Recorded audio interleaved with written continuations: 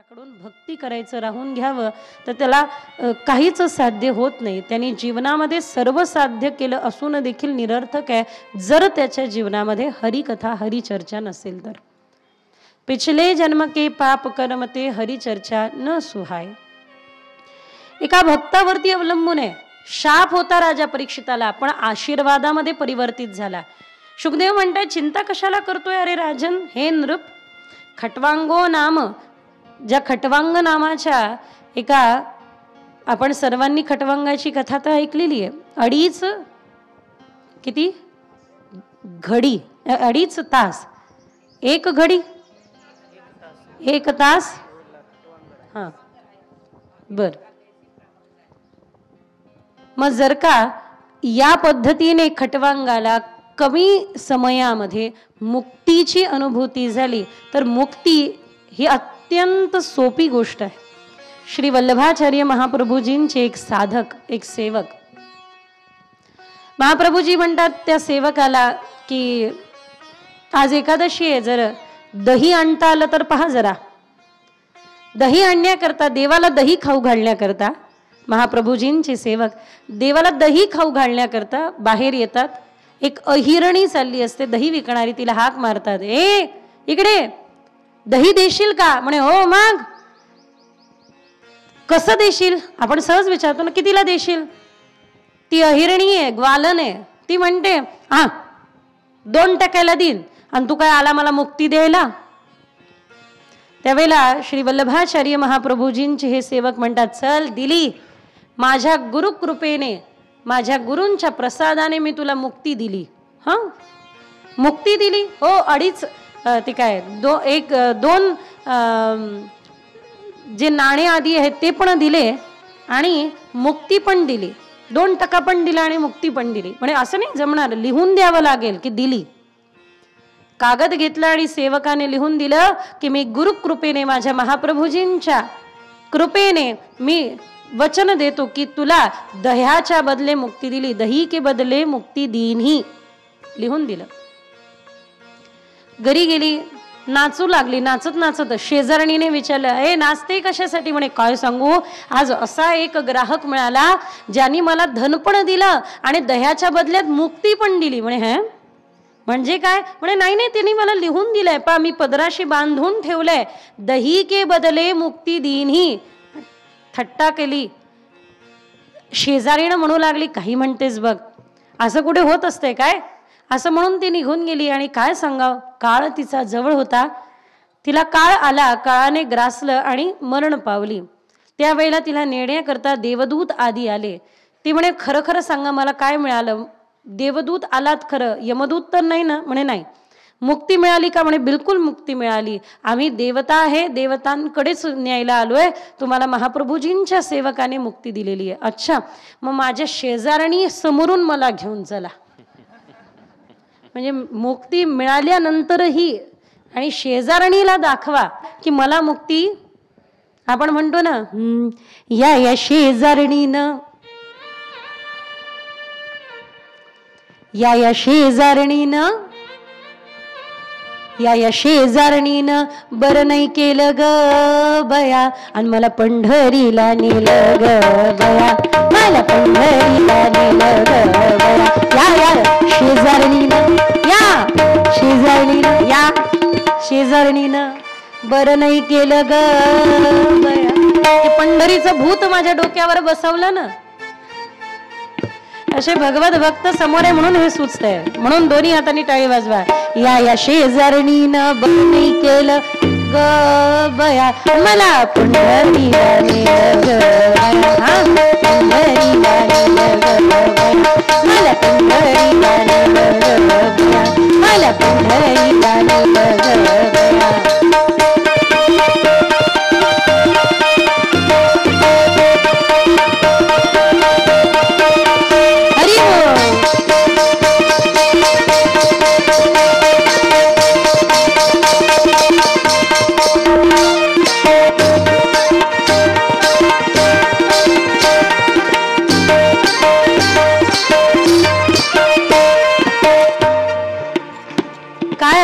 ज्यावेळेला लोक भगवत भक्तीला कंटाळले त्यावेळेला, कंटाळले म्हणण्यापेक्षा लोक विनमुख झाले त्यावेळेला संतांनी भारुडाच्या माध्यमातून का होईना, पण मला एक जण जसं आता आमची अनुराधा हिमाचलची आहे, तसं आमची चर्चा चालली होती, तर मला आपण विचारलं ब्रजभाषेमध्ये आता भारुड म्हणजे काय, तर मला काय अर्थ सांगता नाही आला. पण सगळ्यात महत्त्वाचं की मला तरी असं वाटतं, शब्दार्थ काही एका प्रत्येक विषयाचे 3 अर्थ असतात. शास्त्रार्थ असतात, शब्दार्थ असतात आणि भावार्थ असतात.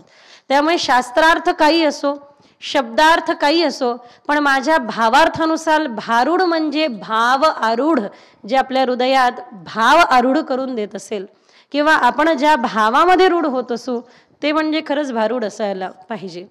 तर शेजारणीला सांगा बरं का की मला मात्र मुक्ती मिळाली. शेजारणीला सांगितलं की बाबा हिला दह्याच्या बदली खरंच मुक्ती मिळाली. हिने धावत आली आणि पाहिलं आणि तिच्या त्या पदराला कलेवर तिचं सुटलेलं होतं, पण तिला मुक्ती मिळाली होती. तिच्या कलेवरा म्हणजे त्या देहाच्या त्या नेसलेल्या साडी असलेल्या पदराला बांधलेलं होतं की हो हो दह्याच्या बदले मुक्ती दिली.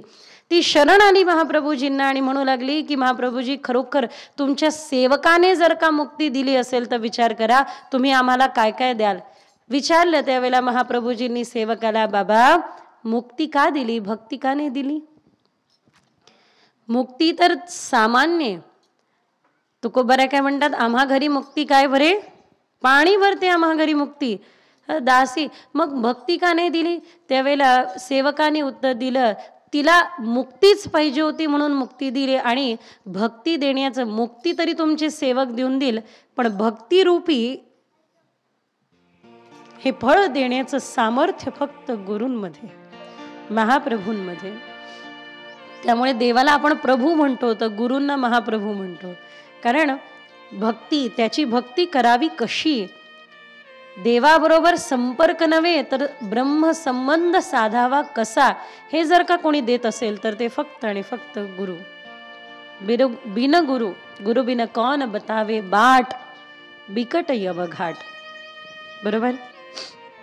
आमचे गुरुदेव, आम्ही यमुनेच्या काठावर बसलो होतो. मी गुरुदेवांना सहज विचारलं, गुरुदेव भाव स्फुरणा होते पण भावस्थैर्य राहत नाही. त्यांनी यमुनेकडे पाहिलं आणि मला सांगतात की बेटा जशी ही यमुना वाहते की नाही, यमुनेमध्ये कुठे कुठे कुठे कुठे गड्डे पडतात, गड्डा तयार होतो की नाही, आणि तो अतिशय खोल असतो.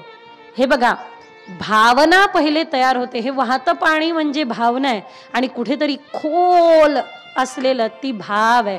त्यामुळे पाणी वाहत राहावं वाहत राहावं, वाहत्या पाण्यानेच कुठेतरी गड्डा बनत असतो आणि तो भाव दृढ होत असतो. त्यामुळे पहिले भाव रूढ व्हावा आणि मग तो दृढ व्हावा. पहिले भाव यावा, भावस्पूर्ण व्हावी आणि मग ते भाव स्थैर्य प्राप्त व्हावं. गोपाल कृष्ण भगवान की. यानंतर ज्या वेळेला शुकदेवजी महाराज राजा परीक्षिताला सांगतात, राजन जीवनामध्ये सर्व काही आहे आणि हरिकथा नसेल तर काहीच नाही, म्हणून हरिकथा जीवनातल्या व्यथा दूर करते. अशा प्रकारे सगळ्यात पहिले कथा ऐकण्या अगोदर काय कर, जित आसन जित श्वास जित संगो जितेंद्रिय. जित आसन, एका आसनामध्ये बसण्याचा सराव. मी एका आसनावरती बसू नये, हां थोडंसं स्थिरम सुखम आसनम होत नाही, कारण बराच प्रवास, लगातार 3 महिने झाले आम्ही प्रवास करत आहोत. मध्यंतरी 4-5 दिवसाचा विश्राम झाला की कंटिन्यू परत प्रवास करत राहायचं. अशा पद्धतीची ही आमची यात्रा चाललेली आहे. या यात्रेमध्ये नेवास्याचा आनंद मला खरंच मिळतोय. त्याचं कारण की प्रत्येक वेळेला मी पाहते की बऱ्याच ठिकाणी कथा श्रवण करण्याकरता लोक येतात, पण त्यांच्या मूळ केंद्राशी कथा नसते.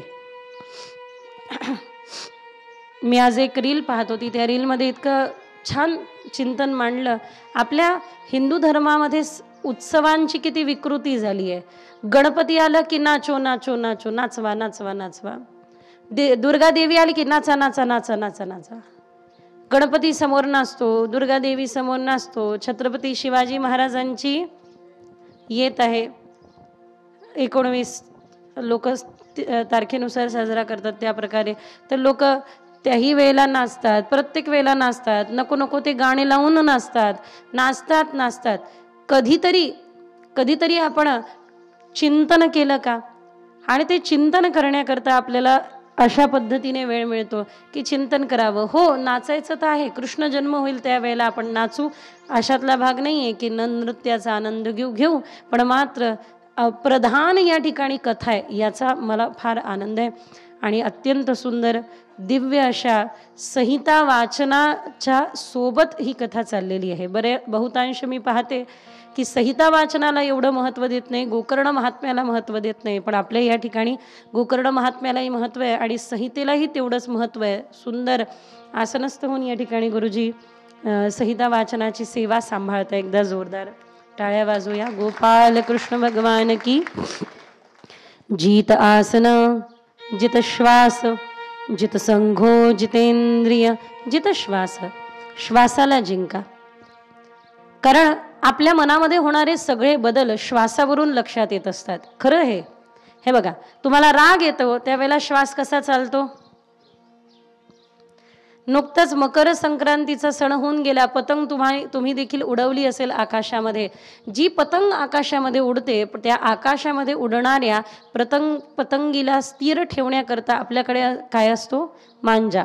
त्या मांजाला ढील दिली तर ती पतंग अस्थिर होते, त्या मांजाला सांभाळून घेतलं तर ती पतंग स्थिर होते, नीट हवेमध्ये उडते. तसंच आहे आपलं जे मन आहे, या मनाला सांभाळण्याकरता दिलेला आहे श्वास. काय दिलाय? श्वास. श्वासाला सांभाळा तर मन सांभाळलं जाईल. आपल्या मनामध्ये होणाऱ्या प्रत्येक प्रक्रियेचा सगळ्यात पहिला परिणाम श्वासावर होतो. कोणी अचानक असं एकदम घाबरवलं तर श्वास कसा चालतो? कापरा. तुम्ही मार्क केलं असेल, नोटीस केलं असेल, तर श्वास एकदम कापत चालतो. राग येतो त्यावेळेला श्वास कसा चालतो? एकदम गरम. पळून घेईल, तुला सोडणार नाही, याद राख, याद, तू माझ्या घरी यायचं नाही, मी तुझ्या घरी येणार नाही, तोंड पाहणार नाही तुझं. अत्यंत गरम असा हा श्वास चालतो त्यावेळी. भयामध्ये कापरा, रागामध्ये गरम, आणि आता तुम्ही शांत बसले, आता श्वास कसा चाललाय? लांब, दीर्घ, संत, शीतल, त्या प्रकारेनं. म्हणून जे काही मनामध्ये होत आहे त्याचा सगळ्यात पहिला परिणाम कुठे होतोय तर तो होतो आहे श्वासावर. मनाने मनाला जिंकता येत नाही, मनाला जिंकण्याकरता दिला आहे तो म्हणजे श्वास आहे. म्हणून थांबा, सांगतेस तुम्हाला. तुम्ही नेवासेला म्हणजे आपल्या माऊलींच्या मंदिरामध्ये जर का गेले असाल तर माऊलींच्या मंदिराखाली आता नवीन सुंदर ध्यानगृह तयार झालेलं आहे. त्या ध्यानगृहामध्ये एक पाटी डाव्या हातावरती लावलेली आहे, ती वाचून दाखवते. ज्ञानेश्वरी अध्याय 6. बोलू ना? ऐकताय ना? धन्यवाद. ध्यान करण्यासाठी मार्गदर्शक अशा ओव्या माऊलींनी सुंदर अशा पद्धतीने ज्ञानेश्वरीमध्ये सांगितल्या. त्याच्यामध्ये श्वासाचं महत्व काय आहे ते ऐका.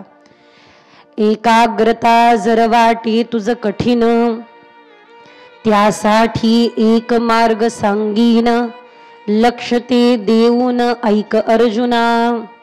ठीक आहे. एकाग्रता जर वाटे एकाग्रता जर तुला कठीण वाटते तर त्यासाठी मी उपाय सांगतोय अर्जुना, जरा लक्षपूर्वक ऐक. जे भगवंताने अर्जुनाला सांगितलं तेच माऊलींनी आपल्याला इथे बसून सांगितलंय. एकाग्रता जर वाटे तुझं कठीण, त्यासाठी एक मार्ग सांगीन, लक्ष ते देऊन ऐक अर्जुना.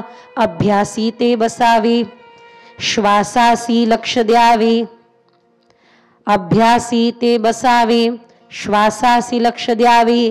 येणे जाणे ते पहावे, श्वासाचे अर्जुना. अभ्यासी म्हणजे डोळे बंद करून अभ्यासेनं कोणतेय वैराग येण्याचे ग्रियते, अभ्यासासाठी बसावं आणि श्वासाचं येणं जाणं याकडे लक्ष द्यावं. माऊली सांगतायत त्याने काय होईल? ऐसे श्वासासी पाहता, साधते ती मन एकाग्रता. मन एकाग्रता साधता कल्याण अर्जुना. त्यावेळेला श्वासाकडे आपण लक्ष देतो, येणाऱ्या श्वासाकडे आणि जाणाऱ्या श्वासाकडे आपण लक्ष देतो, त्यावेळेला मनाची एकाग्रता साधता येते. पुढे काय म्हणताय? घडता ऐसे पहाणे, अनुभवा येईल मनाचे भटकणे, परी पुन्हा मनासी आणणे श्वासापासी. असं ज्या वेळेला अर्जुना तू करायला बसशील त्यावेळेला एक गोष्ट होईल की वारंवार तुझं मन बाहेरच्या दिशेला फिरेल, भटकेल. जे नाही त्याचं चिंतन करेल, जे अपेक्षित आहे त्याचं वारंवार चिंतन होईल. पण परत परत परत परत तू आपल्या मनाला कुठे जोड? श्वासाबरोबर जोड. भगवान जे गीतेमध्ये सांगताय त्या गीतेच्या श्लोकांनाच ॲज इट इज माऊली ओवीबद्ध करून सांगताय. काय म्हणताय? ऐसे मनते स्थिर होता. एक वेळ असा अभ्यास करता करता होईल. ऐसे मनते स्थिर होता, मनाची वळवळ संपता. ही मनाची जी चंचलता आहे ती संपेल. मग ती अद्वैतता अनुभवा येईल. मग ती अद्वैतता अनुभवासी येईल. अद्वैतते प्रकटता. मग तूचची आत्मसत्ता श्वासासी ती एक रूपता अनुभवा येईल. जित श्वास जित संघो जितेंद्रिय. अशा प्रकारे माऊली या ठिकाणी श्वासाच्या माध्यमातून एकाग्रता साधणे आणि अक्षरशः हाच येणारा आणि जाणारा श्वास आपल्याला काय देऊ शकतो? तर ती अद्वैतता साधता येते. हे देवानेही सांगितलं आणि नंतर माऊलींनीही त्यावरती आपला शिक्कामोर्तब करून या ठिकाणी प्रगट केलेला आहे. त्यामुळे भागवताने जे सांगितलं त्यामुळे जित आसन जित श्वास जित संघो, संघाला जिंका. चुकीच्या व्यक्तीचा संग सोडा. तजोरी मन हरी विमुखन को संग. तजोरी मन हरी विमुखन को संग. तजिए मन हरि विमुखन को संग.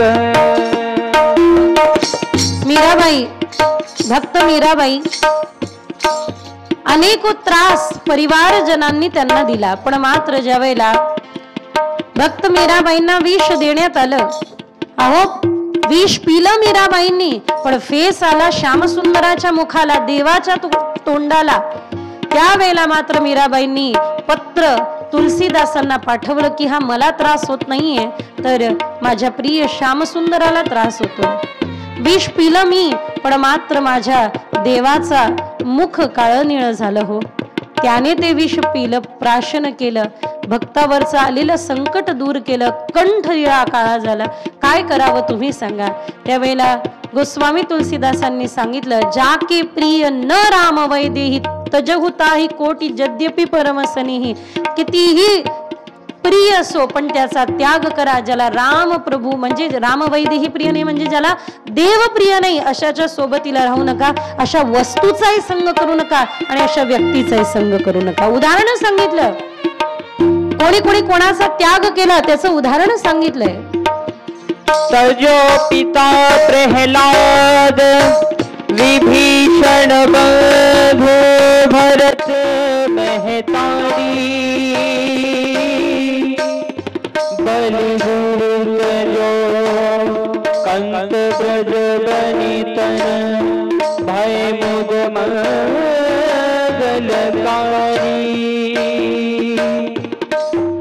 तजो रे मन हरि विमुखन को संग. तजो रे मन हरि विमुखन को संग. राजा बलीने आपल्या गुरुचा त्याग केला, भरतांनी आपल्या मातेचा त्याग केला, विभीषणाने आपल्या भावाचा त्याग केला, प्रल्हादांनी आपल्या वडिलांचा त्याग केला. ज्या की प्रिय न राम वैदी, ज्याला प्रभू प्रिय नाही त्याचा त्याग केला तरी काही हरकत नाही. कधी कधी आपण त्याचा शरीराने त्याग करू शकत नाही, मग काय करा, शरीराने सेवा करत राहा पण मात्र मनाने त्याग करा आणि भगवत भक्तीला लागा. बस देवा तू सर्वस्व, तू माझे आणि मी तुमचे. दोन्ही हातांनी टाळी वाजवत हरी बोल. मन हरि विमुखन को संग. हरि विमुखन को संग. हरि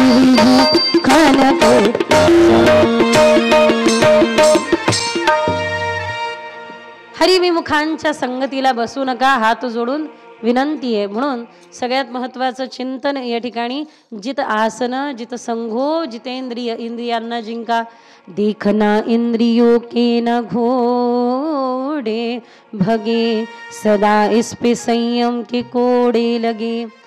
त्या घोड्याला तुमच्याकडे काय म्हणतात माहिती नाही, ते टाकतात ते असं असतं झापड. हां, त्या घोड्याला ते झापड टाकतात जेणेकरून त्याला आजूबाजूचं दिसू नये, त्याला तेच दिसावं जे समोर आहे ते. म्हणून या इंद्रियांना ना थोडंसं सांभाळायला पाहिजे. भगवान म्हणतात की ज्याने इंद्रियांना सांभाळलं नाही त्याला सुख नाही, ज्याला सुख नाही त्याला आनंद नाही, त्याला आनंद नाही त्याला शांती कशी. याला सरळ केलं तर लक्षात येईल की इंद्रियांना सांभाळावं लागेल. इंद्रिय खूप पळत राहतात आणि आपल्यालाही पळवत राहतात. तुमच्या नेवास्यामध्ये काय मिळतं बरं चांगलं खायला? फेमस काय? फेमस मुंबईचा वडापाव, नाशिकची मिसळ, हा पेढा. पेढा हा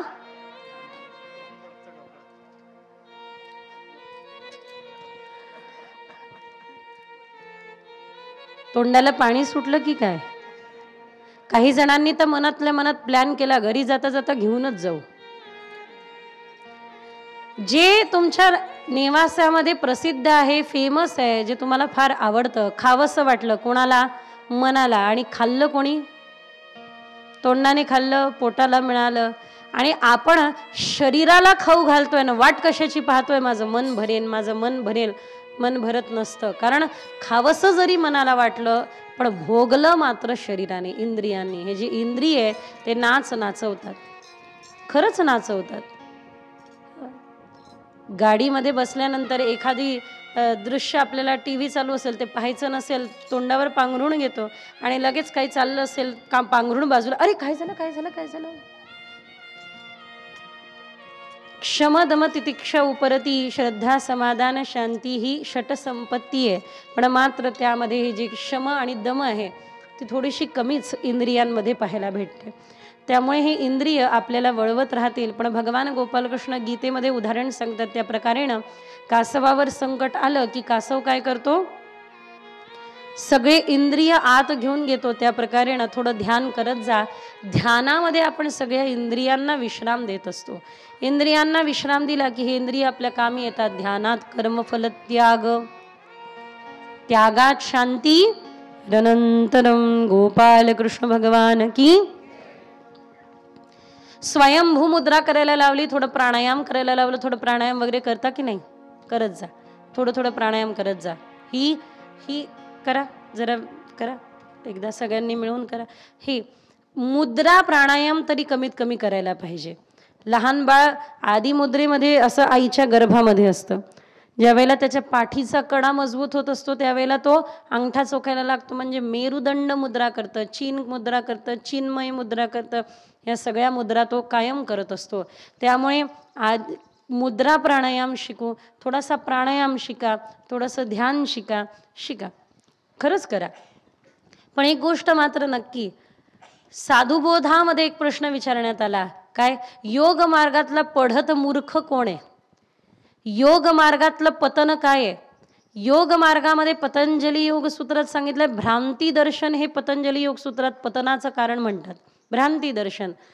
योग्य मार्गदर्शनाने ध्यान करा. ध्यान करायचं असेल तर भागवताचा तृतीय स्कंद बघा, विराट पुरुषाचं ध्यान त्या ठिकाणी सांगितलेलं आहे. सुंदर आहे विराट पुरुषाचं ध्यान. त्या ठिकाणी ध्यान केलं तरी काही हरकत नाही. कशा पद्धतीने ध्यान करावं हे शिकावं. पण मात्र साधुबोधामध्ये श्री गुलाबराव महाराज सांगतात योग मार्गातला पडत मूर्ख कोण आहे? तर योग मार्गातला पडत मूर्ख तो आहे जो ध्यान धारणा समाधी म्हणजे अष्टांग योगाची चर्चा न करता आहार प्रत्याहार ध्यान धारणा समाधी समाधीच्या चर्चा न अष्टांग योगाचे विषयी करतो. पहिले अष्टांग योग साधत नाही, फक्त समाधी समाधी आजकाल भरपूर लोक आहे या डोक्याला हात लावतात, म्हणतात समाधी दाखवतो, ये समाधीत नेतो. यांच्यापासून 4 हात दूर राहा, म्हणा दूरच राहा. मी असं का म्हणते त्याचं कारण आहे, आज बरेच मार्केटमध्ये असे लोक आलेले की जे कपडावर हात ठेवतात आणि म्हणतात या तुम्हाला समाधीचा अनुभव करून देतो. जिथे आहार विहार प्रत्याहार आदीचं चिंतन नाही, जिथे परंपरा नाही तिथं जाऊ नका. जिथे परंपरा आहे तिथं नतमस्तक व्हा. आणि सगळ्यात महत्त्वाचं आपल्याला वारकरी संप्रदाय मिळालाय ना, मग वारकरी संप्रदायाचं चिंतन करा. आपल्या संतांनी सांगितलेल्या मार्गाने जाल तर आपल्या उद्देशापर्यंत अवश्य पोहोचाल. भटकण्याची आवश्यकता नाही, इकडे तिकडे फेरफटका मारू नका. एकच जीवन आहे, कशाला विनाकारण पतनाच्या कारणीभूत ठरायचं. सगळ्यात महत्त्वाचं असेल काही तर डोक्यावरती हात ठेवून समाधीच्या चर्चा करणारे भरपूर तुम्हाला मिळतील. पण मात्र नक्की आहे की अष्टांग योगा व्यतिरिक्त समाधीच्या गोष्टी बोलणे हे योग मार्गात पढत मूर्ख बनण्यासारखं आहे. त्यामुळे जे चिंतन या ठिकाणी ग्रंथांना प्रामाणिक संत आणि ग्रंथांनी दिलं त्यानुसार आचरण करावं. नकल वो करते हे जिसे अकल नाही.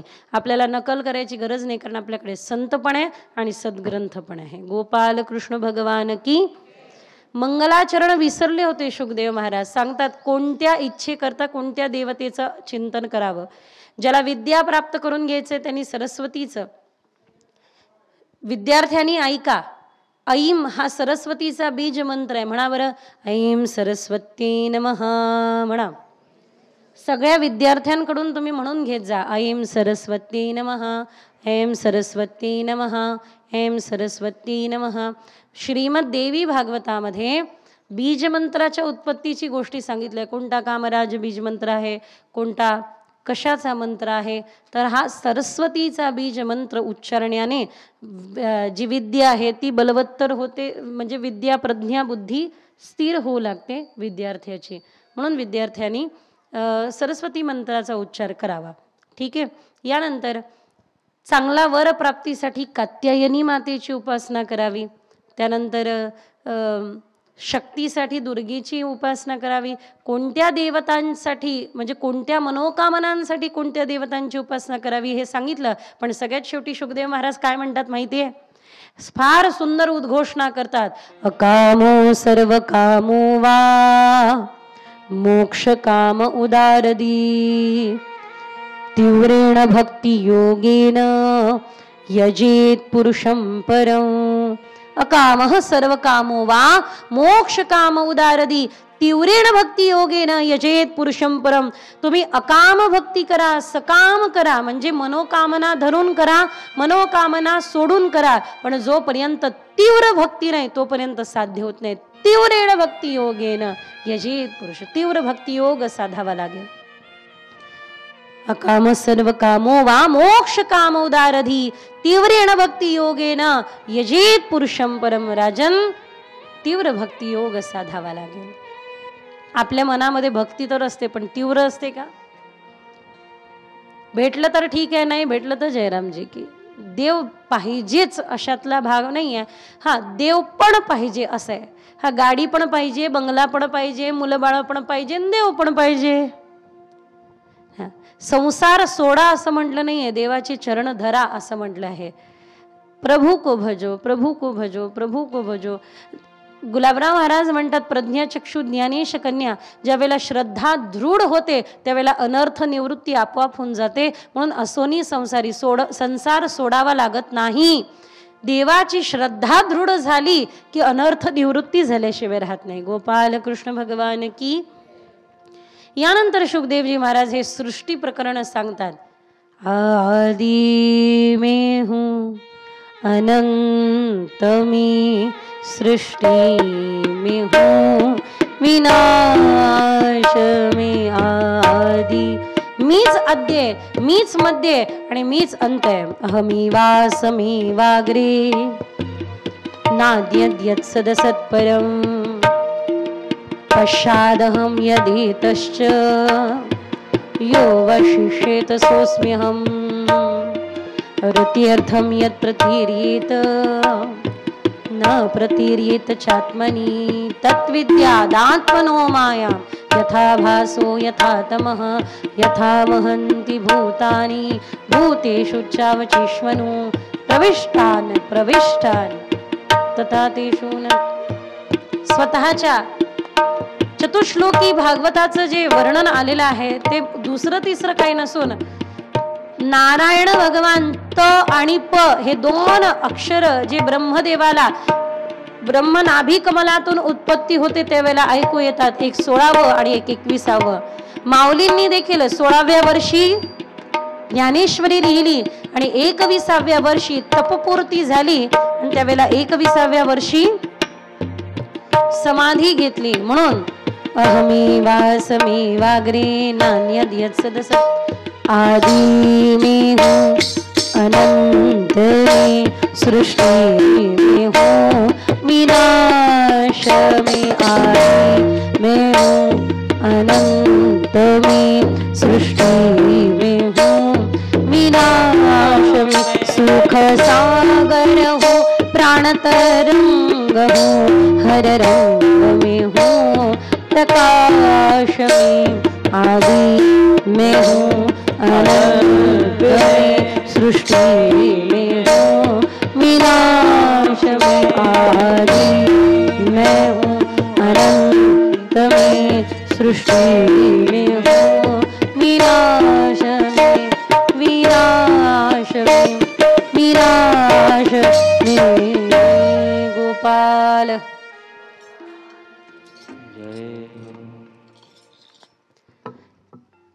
आज आपण खरोखर भागवताच्या नियमानुसार जाणार. कारण आज भागवताच्या दुसऱ्या दिवशी प्रथा ही आहे की द्वितीय दिवसाला ध्रुव चरित्रापर्यंत पोहोचावं. गोकर्ण महात्म्य हे पहिले होऊन गेल्या कारणाने आपण बरोबर दुसऱ्या दिवशी आज ध्रुव चरित्रापर्यंत पोहोचू आणि मग थांबू. मग उर्वरित कथा पण पुढे पाहणारच आहोत. पण तत्पूर्वी ध्रुवचरित्र पण संक्षिप्त पाहूया कारण त्याचा विस्तार मग आपल्याला उद्या निवांत करता येईल. तत्पूर्वी भगवान श्री शेषशाही विष्णूंच्या नाभी कमलातून ब्रह्माजींची उत्पत्ती झाली. आजकाल जर का मुलांना असं सांगितलं की एका पुरुषाने दुसऱ्या पुरुषाला जन्माला घातलं तर म्हणतील आम्हीच सापडलो होतो का सकाळपासून वेड्यात काढायला. काही असतं काही असं काही म्हणता. हे जे आजकालचे मुलं आहे ना ते खंडन करण्याचा प्रयत्न करतात. पण मी त्यांना म्हणत असते बेटा पहिले मंडन करा मग खंडन करण्याचा अधिकार तुम्हाला मिळेल. अभ्यास पहिले करा. आपल्या सर्व कथा दृष्टांतात्मक आहे म्हणजे चिन्ह स्वरूप आहे. आपण नावं विसरू व्यक्ती विसरू पण चिन्ह म्हणजे प्रतीक विसरू शकत नाही. म्हणून वेदातल्या सिद्धांताला पुराणांमधल्या दृष्टांताद्वारे वर्णन केल्या गेलं. वेदाचा सिद्धांत असा कळला नसता पुराणांमध्ये दृष्टांत दिले. मग कथा काल्पनिक आहे का? एकही कथा काल्पनिक नाही. तुम्ही म्हणत असाल कथा काल्पनिक आहे दीदी, राम काल्पनिक कृष्ण काल्पनिक हे सगळं काल्पनिक. फक्त सिद्धांताला दृष्टांत देण्याकरता सांगितले. मला एका प्रश्नाचं उत्तर द्या. चला 2 मिनिटं मान्य.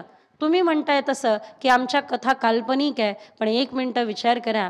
आमच्या कल्पनेमध्ये देखील लोक कल्याण आहे आणि आमच्या कल्पनेमध्ये देखील मानवतेचा सन्मान आहे. म्हणून आमचा सनातन धर्म श्रेष्ठ आहे सर्वश्रेष्ठ आहे. माणसा समवागणी बरोबर ना. मग आपलं काय आहे सगळ्यात महत्वाचं धोरण की बाबा रे माणसाने माणसाबरोबर माणसा समान वागा ना. आज आजूबाजूला अनेको देश आहे. या देशांमधल्या घटना आपल्या कानावरती येत आहे. आजूबाजूच्या आपल्या देशांकडे पहा, आपल्या आजूबाजूच्या बऱ्याचशा राज्यांकडे पहा तर तुमच्या लक्षात येईल काय मानवतेला किती मोठ्या प्रमाणावरती तुडवल्या चाललंय.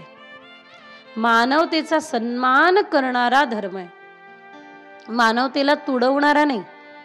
आणि जो मानवतेला तुडवत असेल त्याला आम्ही धर्म मानत नाही. ते एखादं सो कॉल्ड कल्चर असू शकतं पण मात्र धर्म नाही. धर्म मानवतेचा सन्मान करायला शिकवतं. लक्ष द्या. या ठिकाणी आपल्या धर्मामध्ये अनेको देवता आहे अशा प्रकारे आपल्याला हिणवण्या जातं. पण ते देवता काय आहे ते प्रतीक काय आहे.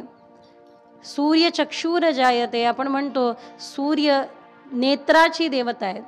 33 कोटी म्हणजे काय हे पण समजून घ्यायला पाहिजे. जेवढे अंग आहेत त्या अंगाची अधिष्ठात्री देवता आहे. फक्त तेवढंच नाही त्यांचं एक वाहन आहे. फक्त तेवढंच नाही त्यांचे एक धान्य आहे. नवग्रह आहे की नवग्रह, नवग्रहाचं एक प्रतीक रूपाने धान्य मांडलं जातं. जे षोडश मात्रिका नवग्रह आदी मांडतात त्यांना विचारा. नवग्रहांचे एकेकाचे एक धान्य. ज्यावेळेला गुरुग्रह प्रबल करायचा असेल तर आपण सांगतो की चना आणि गुळ हा गाईला खाऊ घाला, बरोबर आहे की नाही? का सांगतो? हे का सांगितलं जातं? त्या पद्धतीचं ते धान्य त्या देवतांचं एक एक इंद्रिय आणि त्यांची रक्षण करतात ती एक एक देवता आहे. म्हणून हात जोडून विनंती करून सांगते आपण सर्वांना, आपण जे म्हणतो जे पिंडे तत् ब्रह्मांडे, जे आपल्या पिंडात आहे ते ब्रह्मांडामध्ये, अशा प्रकारे आपला सनातन धर्म किती श्रेष्ठ आहे विचार करा. पूर्ण जगामध्ये विश्वामध्ये जर का सर्वे भवन्तु सुखिनः ही प्रार्थने जर का कुठून प्रार्थना ही उद्भवत असेल आणि किंवा ऐकू येत असेल तर ती भारताच्या कोण्याकोण्यातून ऐकू येते, या भारताच्या कोण्यातून. म्हणून खरोखर धन्य देश आहे. अशा प्रकारे जरा चिंतन केलं तर आपल्या लक्षात येईल की या ठिकाणी ब्रह्मदेवांची उत्पत्ती झाली आणि ब्रह्मदेवांना उत्पत्तीची जबाबदारी दिली. सगळ्यात पहिले ब्रह्मदेवांनी सनकादिकांना सांगितलं की तुम्ही उत्पन्न करा. रुद्राला उत्पन्न केलं महादेव. आता सृष्टी उत्पत्तीचं कार्य ब्रह्मदेवाने महादेवांना दिलं आणि स्वतः मात्र विश्राम करायला मोकळे. म्हणजे त्यावेळेला रुद्र निर्माण करतात अशी सृष्टी की ब्रह्मदेव येतात आणि म्हणतात पहिले मॅन्युफॅक्चरिंग थांबवा, तुमचं प्रोडक्शन पहिले थांबवा. का थांबवा? कारण महादेवांनी निर्माण तर केले, पण कसे निर्माण केले? नाक आहे तर तोंड नाही, तोंड आहे तर नाक नाही, हातपाय आहे वाकडे, तोंड आहे वाकडं. विचार करा बरं, इतकं सुंदर हे शरीर देवानी दिलं. देवे दिला देह भजना गोमटा. डोळे पुढे दिले असेल, नाक मागे दिलं असतं तर केवढं अवघड. डोळ्याने एखादी वस्तू पाहायची, नाकाला विचारायची वास येतोय का चांगला की सडलेला आहे, आणि मग नाकाने मागून सांगितलं नाही नाही बरोबर आहे, हा मग तोंडाने खायचं. एवढं सुंदर गोमटा सुंदर देह दिला, किती विचार करून दिला विचार करा. एखादी जरी वस्तू कमी असती किती गडबड झाली असती नाही का? कुठे असं लिहून मिळतं का तुम्हाला, सापडतं का? या ठिकाणी माणसाची खुले पार्ट मिळतील. हात 5,000 रुपयाला, डोळा 2,000 रुपयाला.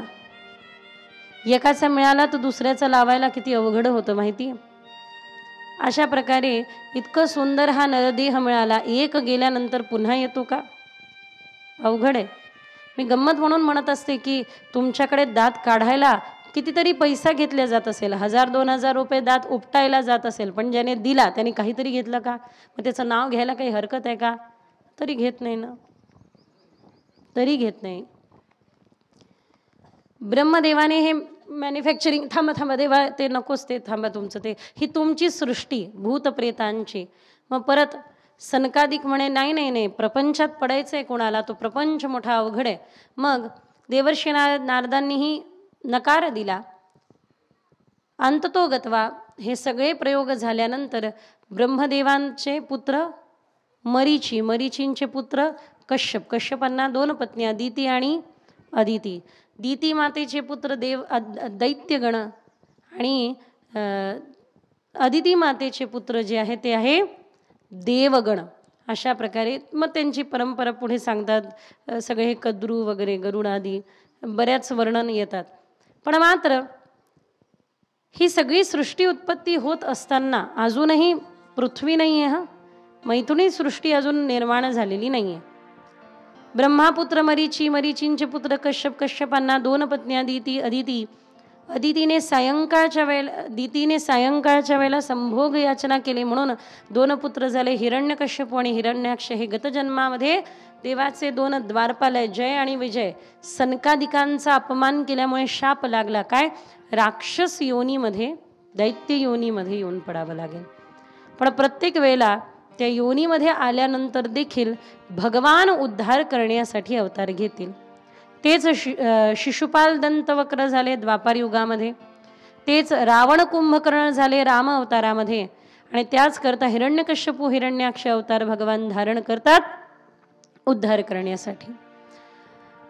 पण मात्र ब्रह्मदेवाने आपल्या स्वतःद्वारे निर्माण झालेल्या मनु आणि शतरूपाला मैथुनी सृष्टी निर्माण करायला सांगितली. पण स्वयंभू मनु म्हणताय की निर्माण करू कुठे? ही पृथ्वी तर पाताळामध्ये गेलेली आहे. त्यावेळेला नाकातून, ब्रह्मदेवांच्या नाकातून अत्यंत छोटस स्वरूप अवतरित झाले. हळूहळू ते दीर्घ झाले आणि ते आहे वराह. ज्यावेळेला या मुलींचं सुंदर सत्र चाललं होतं, आमच्या पूर्ण गुरुकुलाची जी संस्कृत आणि संगीताची जबाबदारी आहे ती पंडितजी सांभाळतात पूर्ण. इतकं सुंदर ते चिंतन होतं. एका मुलीने प्रश्न केला, म्हणे ताई वराहरूप देवानी नाकातून कसं घेतलं असेल? स्वाभाविक हे मुलं असे प्रश्न करतात ना, त्यांना उत्तर देत जा आणि त्यांना समाधान होईल असं उत्तर देत जा.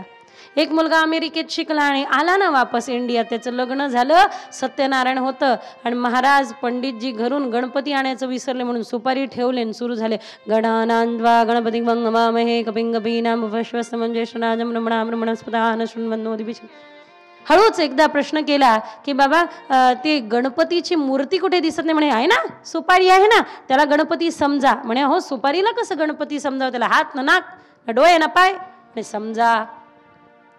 आता का समजवावं हे सांगितलंच नाही ना, ती कथाच नाही सांगितली की सुपारीला का समजतात. पण मात्र चला पूगी फलम. वस्त्र म्हणून कापसाचे बोळे वाहिले.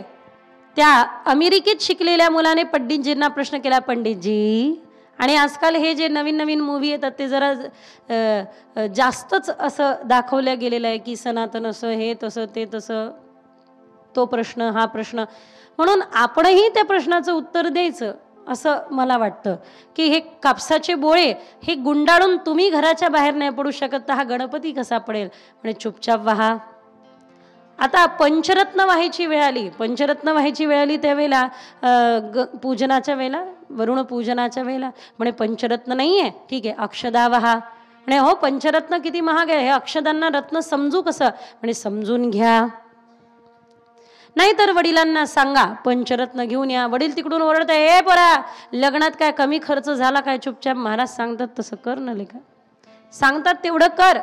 यांनी तशीच्या तशी पूजा चालू ठेवली. पूजा संपली, दक्षिणेची वेळ आली, बाहेर गेले, झाडाचे 2-4 पानं तोडले आणि म्हणे घ्या या. म्हणे हे काय आहे? म्हणे स्वाभाविक आहे, 2 तास मी तुम्हाला समजून घेतलं, 2 मिनिटं मला समजून घ्या.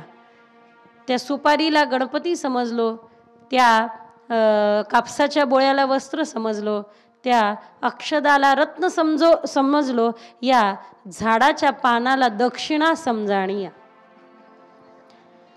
चूक न पंडितजींची, गुरुजींची आहे, चूक न त्या मुलाची आहे. चूक कुठे झाली की त्याने आपल्या सनातन जी परंपरा आहे आपली त्याचा अभ्यास केला नाही, कुठेतरी अभ्यास करायचं राहून गेलं, म्हणजे मंडन करायचं राहून गेलं, खंडन करायला तयार.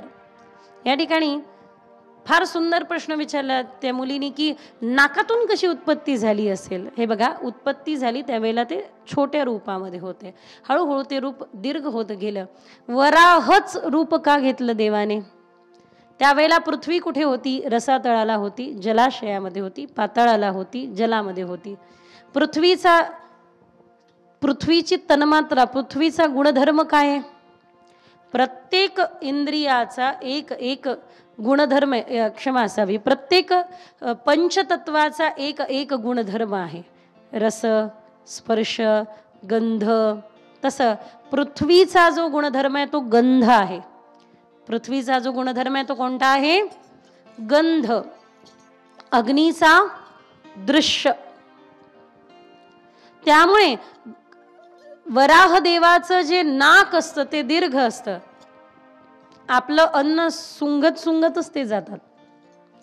त्यामुळे पृथ्वीला शोधायचं होतं की ती रसाला तलाला कुठे, म्हणून भगवान वराह अवतार धारण करतात असं वर्णन केलं जातं. व देव वराह अवतार धारण करून त्या ठिकाणाहून पृथ्वीला बाहेर काढतात आणि त्या ठिकाणी पुन्हा एकदा पृथ्वीची स्थापना करतात. कारण विनंती केली होती मनु आणि शतरूपा मनुने, स्वयंभू मनुने, की ब्रह्मदेवा एकच विनंती आहे, पृथ्वीवर जर नर उत्पत्ती सृष्टी स्थापना करायची असेल तर पृथ्वीची उद्धार करणं, पृथ्वीला पुन्हा स्थापना करणं हे अनिवार्य आहे. भगवान वराह नारायणाचा अवतार घेतात. बोला वराह नारायण भगवान की. म्हणून आपण वाराह, दक्षिणेमध्ये पहिले पण वराहाची फार मूर्त्या असायच्या, वराह देवाची सेवा व्हायची. असे भगवान वराह नारायणाचं रूप धारण करतात आणि वराह नारायणाचं रूप धारण करून या ठिकाणी पृथ्वीची पुन्हा स्थापना करतात. नमोस्त्वनंताय सहस्रमूर्तये सहस्रपादाय क्षुशुरोरुबाहवे सहस्रनाम्ने पुरुषाय शाश्वते सहस्रकोटी युगधारिणे नमो नमः. अशा प्रकारे भगवान नानाविध सुंदर अशा लीला करतात. त्यामध्ये वराह अवतार धारण करून पुन्हा एकदा पृथ्वीची स्थापना भगवान सिद्ध करतात, पूर्ण करतात. वराह म्हणजे स्वच्छता. हात जोडून विनंती आहे, बाहेरच्या देशामध्ये स्वच्छता आहे पण पवित्रता नाही. ते आपल्या देशात पवित्रता शिकण्याकरता येतात, घेण्याकरता येतात. पण आपल्या देशामध्ये स्वच्छता नाही, पवित्रता असली तरी. पूर्वीच्या काळी जसं आता कुंभ भरलाय ना, तसं आपलं एकादशीला ज्या वेळेला पंढरपूर भरतं ना, त्यावेळेला अरे देवा नारायणा, आता तरी थोडंफार ठीक दिसून येतं. पहिले असं होतं, पाय ठेवायला जागा नसायची. आपल्या भारताचं वैभव आहे हे विसरता कामा नये. मी आपण सगळ्यांना हात जोडून प्रार्थना करते, तीर्थामध्ये नाही जाता आलं ना, काही हरकत नाही. तुम्ही वेगळा अर्थ काढू नका, असं म्हणू नका की दीदी म्हणताय तीर्थात जाऊ नका. नाही नाही नाही, तीर्थात जा, पण तीर्थात जर का गेलात तर कृपया करून आपल्या तीर्थाला खराब करू नका, स्वच्छ ठेवा अशी विनंती मी करते. मी वृंदावनात राहते, मी गोकुळात राहते म्हणून सांगते. कारण वृंदावनामध्ये लोक बाहेरून येतात. लोकल लोक वृंदावनात घाण करत नाही, बाहेरून येणारे लोक वृंदावनात घाण करून जातात. आम्ही आमच्या डोळ्यांनी पाहिलंय. आम्ही रोज दर दुपारी 4 वाजता आपल्या गोकुळातल्या सगळ्या म्हणजे गुरुकुलातल्या आपल्या सगळ्या मुली यमुनेच्या काठावरती काठ स्वच्छ करायला जातो. तुम्हाला कल्पना पण करता येणार नाही काय काय घाण लोक त्या यमुनेच्या काठावर सोडून जातात प्रतिदिन. अक्षरशः या मुली आम्ही सगळे नाल्यांमधले सगळे ते प्लॅस्टिक दूर करून ते सगळं स्वच्छ आधी करून ते एका पोत्यामध्ये भरून दूरवर टाकून येतो. तुम्ही जर का तिथली अवस्था पाहाल तर पाहवल्या जाणार नाही. एक भक्त हृदय आहत झाल्याशिवाय राहणार नाही. हात जोडून प्रार्थना करते, तुम्ही कोणत्याही तीर्थात फिरा, मला काही हरकत नाही. देवगडाला पहा, सांगत होते आज, म्हणजे 5000 लोकांची एक पंगत बसली तरी पंगत उठल्यानंतर एक कचराचा काहीही त्या ठिकाणी पाहायला मिळत नाही. अशी संस्थानं आपल्या पूर्ण भारत देशातील संस्थानांकरता आदर्श आहे. हात जोडून विनंती आहे, देवगडावर देव आहे तर देव प्रत्येक तीर्थात आहे. म्हणून प्रत्येक तीर्थामध्ये जाल तर तीर्थाला स्वच्छ ठेवण्याची नैतिक जबाबदारी सभ्य नागरिक या नात्याने तुम्ही स्वतःच्या हातात घ्या आणि आपल्या तीर्थांना स्वच्छ करा. हात जोडून विनंती, हे जे प्लॅस्टिक वगैरे तुम्ही खाता ते आमच्या यमुनेच्या गंगेच्या काठावरती कितीतरी दिवस मुरत नाही, जिरत नाही, नष्ट होत नाही. 200-300 वर्ष ते तसंच राहतं आणि त्यामुळे आमची यमुना आता दूर दूर होत चालली आहे. ते म्हणतात ना, कलियुगामध्ये तीर्थ आपले महात्म्य लपवतील, त्या प्रकारे आमच्या तीर्थांनी महात्म्य लपवायला सुरुवात केली. त्या महात्म्याला टिकवून ठेवायला पवित्रता आणि स्वच्छता, स्वच्छता पवित्रतेची जननी आहे. म्हणून स्वच्छता आणि पवित्रता ह्या दोनही टिकवून ठेवण्याची नैतिक जबाबदारी आपण सर्वांनी घ्यावी. मी प्रत्येक कथेमध्ये बोलत असते आणि विनंती करत असते की बाबांनो, हात जोडून विनंती आहे, तुमच्या चरणावरती पाय ठेवते, पण एकच प्रार्थना करते की आपल्या तीर्थाला दूषित होऊ देऊ नका. जलाशयामध्ये आपल्या सुंदर प्रवरा झालं, यमुना झालं, गंगा झालं, यामध्ये प्लास्टिक आदी करून कचरा टाकू नका, टाकू नका.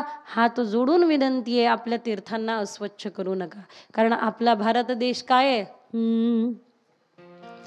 जहाँ डाल डाल पर सोने की चिड़िया करती है बसेरा, वो भारत देश है मेरा, वो भारत देश है मेरा.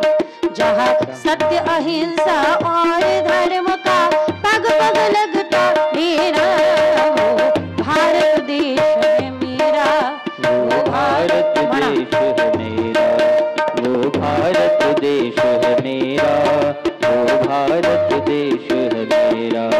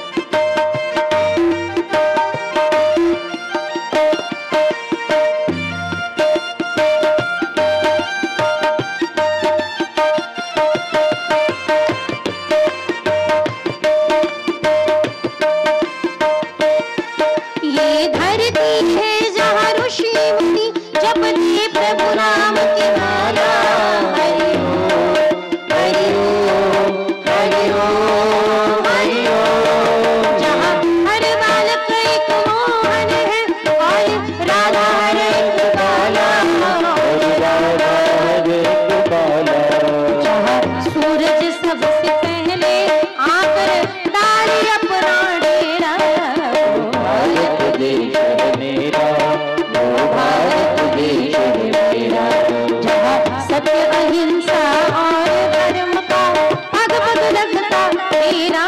वो भारत देश है मेरा, वो भारत देश है मेरा।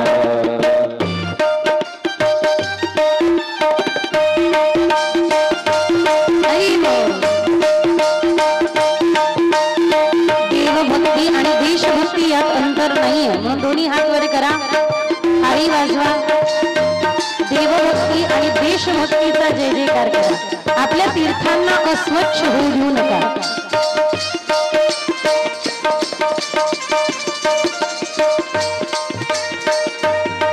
ये भारत देश है मेरा, ये भारत देश है मेरा। आपण म्हणतो ना, वंदे जननी भारत धरणी सश्यामला प्यारी। नमो नमो भारत की धरणी। ज्या भारत देशाचे गुणगौरव गात असताना देवी भागवतामध्ये एक प्रसंग येतो की च्यवन ऋषींना बांधून पाताळामध्ये भक्त प्रल्हादा पुढे उभं करण्यात येतं। तुम्ही कोण आहात? म्हणे मी च्यवन। कुठून आले? भारतातून। अच्छा, मग भारतात तीर्थ कुठे? अरे यांना सोडा, हे तर साक्षात नारायणाचे उपासक, मीही नारायणांचा भक्त। त्यांना बसवलं, पूजन आदी केलं आणि विचारलं भारतात तीर्थ कुठे? च्यवन म्हणतात चुकीचं ऐकलं प्रल्हाद, हे भक्त प्रल्हाद, भारतात तीर्थ नाही। हा, भारतात तीर्थ नाही नव्हे, चुकीचं ऐकलं भक्त प्रल्हाद, भारतात तीर्थ नाही, पूर्ण भारत वर्ष एक तीर्थ आहे, हे विसरता कामा नये। भारत देश तीर्थ है। मथुरा मायापुरी द्वारिका विचरे जहां मुरारी। वंदे जननी भारत धरणी सश्य श्यामला प्यारी। उन्नत सुंदर भाल हिमाचल हिममय मुकुट बिराजे उज्ज्वल। हा, भारताचे तुकडे होत आहे। अखंड भारताचं स्वप्नच राहू नये। अक्षरशः तुकडे तुकडे करून आपण भारताला दूर करत चाललोय आणि एक मात्र हा परिसर शेष उरलाय। आज प्रत्येक संत हिंदू राष्ट्राची मांग करत आहे, भारत हिंदू राष्ट्र हो असं मांग करत आहे प्रत्येक संत। व्हावं नाही कोणी म्हणत आहे, मी नाही म्हणत नाहीये, व्हायलाच पाहिजे। हिंदुस्थानात नाही व्हावं तर कुठे व्हावं? हिंदू राष्ट्र भारत व्हावं, ठीक आहे, बरोबर आहे, त्यांचं त्यांच्या जागेवर। पण मला एक प्रश्न आहे, कागदोपत्री फक्त होणं आवश्यक नाहीये, मग हिंदू राष्ट्र होण्या अगोदर हिंदुत्व आपल्यात येणं हे अनिवार्य आहे, हे गरजेचं आहे। कपाळावरती टीका लावतो का आपण? आपण आपला भारतीय वेश परिधान करतो का? आपण आपल्या मर्यादा जपतो का? आपण आपल्या विचारांना सांभाळतो का? आपण दररोज आपल्या मंदिरांमध्ये जातो का? मंदिरांमध्ये सेवा करतो का? भागवत कीर्तन आदी श्रवण करतो का? गीता गाथा आदी ग्रंथांचा पाठ करतो का? जर हिंदू राष्ट्राची अपेक्षा करायची असेल तर त्या अगोदर पहिले हिंदुत्व धारण करावं लागेल। कागदोपत्री होऊन करता काय फायदा तरी काय? दुरून डोंगर सागत जरा आणि आत सगळा पोखरलेला असा नसावा। आज आम्ही कोणाला मुलीला एखादी मुलगी विचित्र वस्त्र घालून जर का जात असेल, तिला सांगायला गेलं तर आई वडील म्हणतात आमची मुलगी आम्ही कशी ठेवू? परिणाम पाहायला मिळतात महाराज। श्रद्धा चुकीच्या ठिकाणी लागली की तुकडेच होतात, तुम्हाला पण माहिती आहे। हा भारत देश आहे, या भारतामध्ये आपण सर्वांनी काय काय नाही पाहिलं, किती गुलामी, किती अत्याचार, किती त्रास, तरी पण भारत देश एक आहे, हे भारताचं वैभव आहे। आणि म्हणून हात जोडून विनंती आहे, हे वैभव टिकून ठेवण्याकरता आपलं एक पाऊल सदा उचलत राहा, ते म्हणजे किमान आपल्या परिवाराला, आपल्या घराला तरी। मला एक फार गोष्ट आवडते, हे सगळे मारवाडी आमचे गुजराती मारवाडी बंधू आहे ना, त्यांच्या घरी गेल्यानंतर ते सगळ्या लहान मुला चल चल चल दीदी को जय श्री कृष्णा करू, जय श्री कृष्णा दीदी प्रणाम। करा. हे थोडंसं जपून ठेवायला पाहिजे. ही सभ्यता, आपली संस्कृती थोडं जपून. काय वाटतं तुम्हाला, बरोबर आहे की चुकीचं आहे? किती लोकांना वाटतं बरोबर आहे? हात वर करा. कॅमेरामॅन फोकस करो, इनका फोटो निकालो.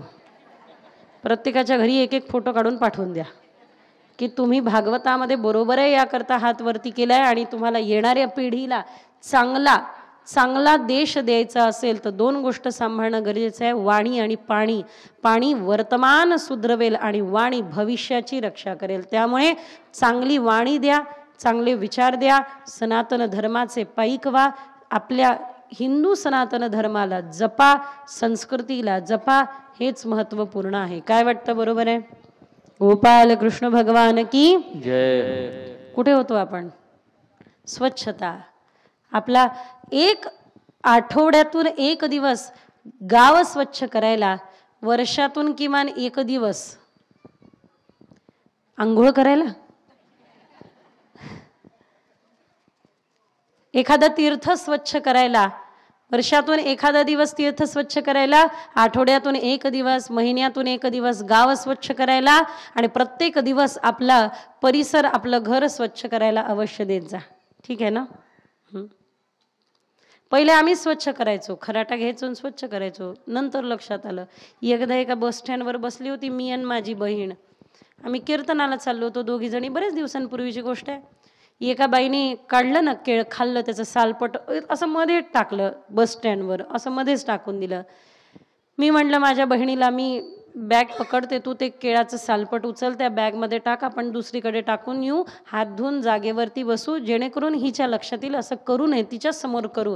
म्हणून मी गेली, तिच्याकडे पाहून हसली, मी बॅग पकडली, माझ्या बहिणीने उचललं, सालपट त्यात टाकलं, मी उचललं, बाजूला नेऊन ठेवलं, हात धुतलं, परत येऊन बसलो. सभ्य दिसतो ना? चांगल्या घरचे दिसतो ना? आम्ही चांगल्या घरचे दिसतो ना? हां. मग आम्ही येऊन बसलं. बसल्यानंतर तिने परत एक केळ काढलं, खाल्लं, सालपट आमच्याकडे पाहून म्हणते, घेऊन जा.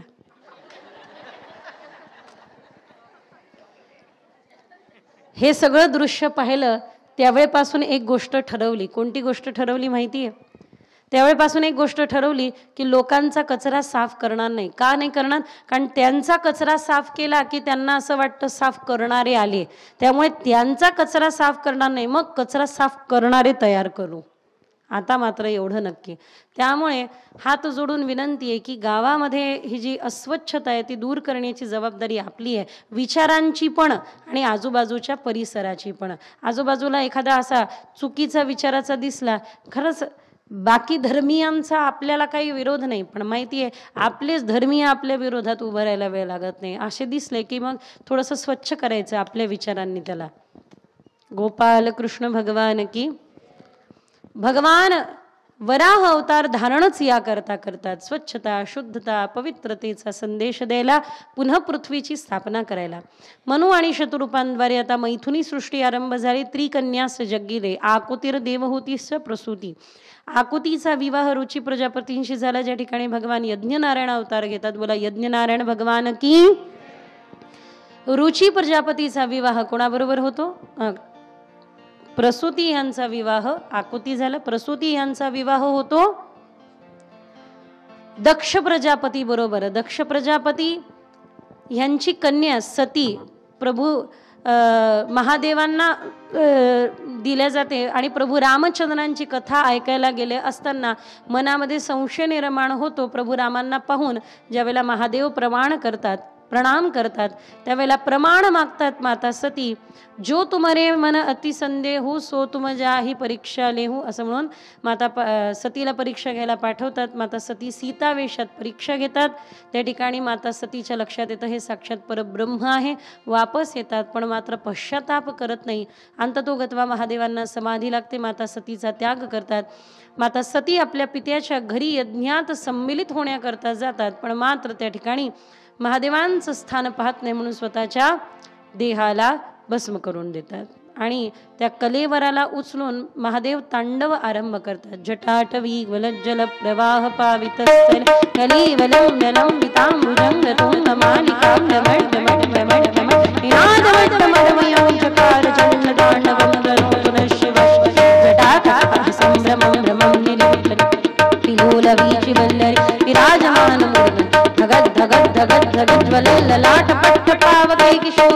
शेखरे रती प्रतीक्ष मम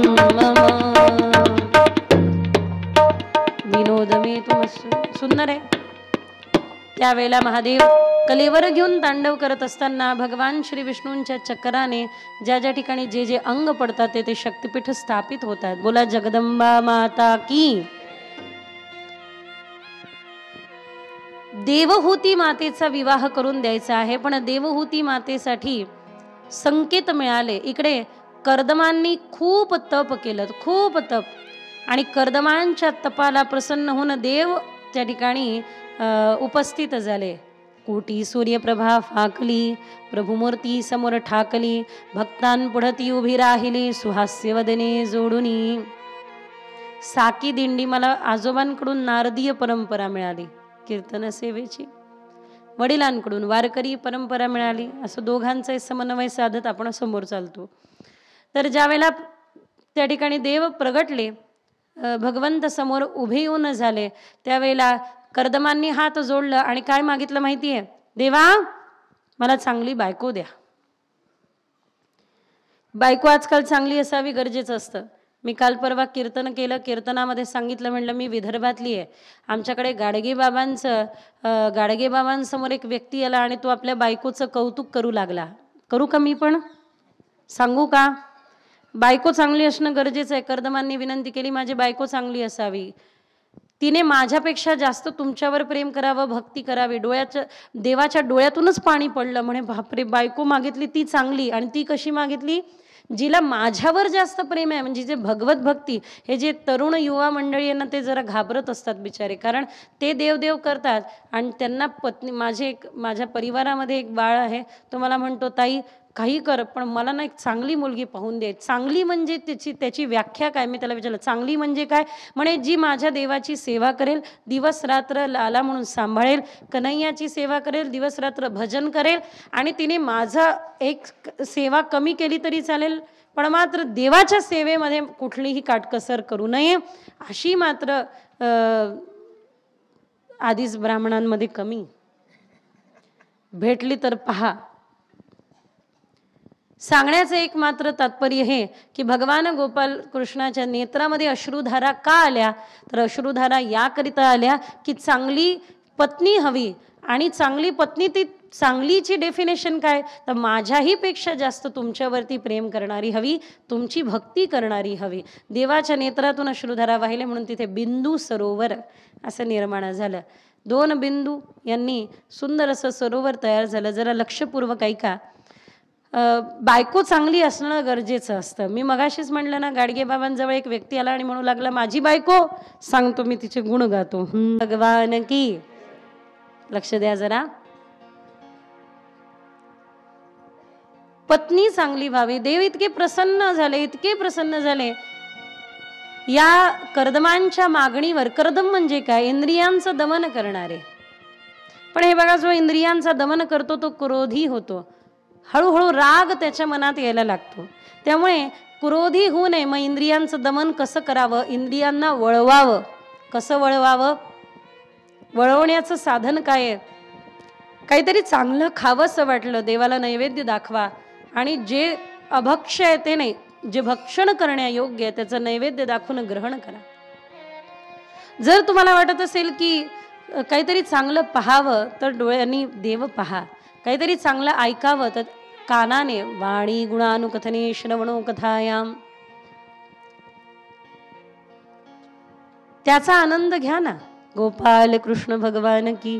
खरं सांगू, हे बोलता बोलता बोलता बोलता बोलता बोलता मी लहान होती, माझ्या जीवनामध्ये हे सगळं काही नव्हतं, पण हे बोलता बोलता बोलता बोलता भगवंतानी कृपा केली की आमच्याही जीवनामध्ये येऊ लागलं.